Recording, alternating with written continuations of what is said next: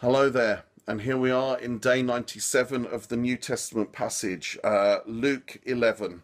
And I just want to say a few words about the six woes. And Jesus goes and stays at a Pharisee's house, and he has dinner with him, and the Pharisee notices that he doesn't ceremonially wash his hands.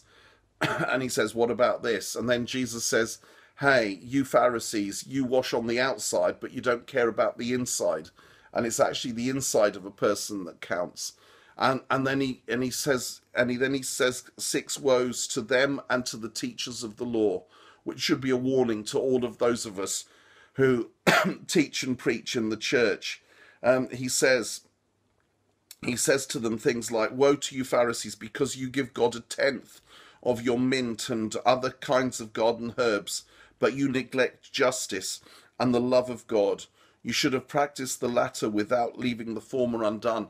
And he's saying, you're obeying the letter of the law, and you're giving a tenth of your mint and your other herbs to God, and you think you're all right, and you think you're righteous, but you're treating people unjustly.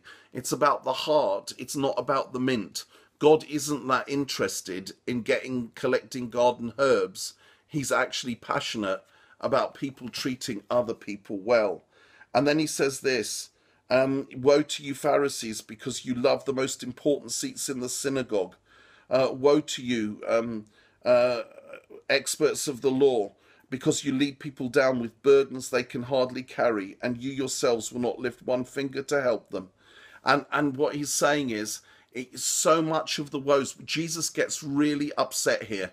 He gets really quite angry, and he gets quite confrontational. And we need to understand this is the other side of God, because he's holy, and his holiness is about love. And where he's getting angry is because they treat ordinary people badly. He says, you put burdens on them with your teaching, and you don't lift a finger to help them. How can you do that? And you think you're all right, and you think you're doing right. God loves people. That's why he gets angry. He gets angry at injustice.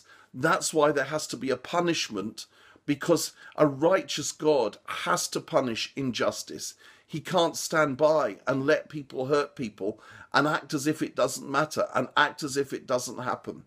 And ultimately, God went to the cross in Jesus. Jesus, who said this, he died for these sins. He died for all this stuff. He died so that the woes would end up on him. Isn't that amazing?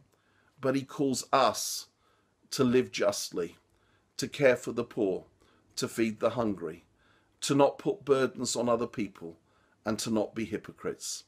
Let's go for that with the best that we can.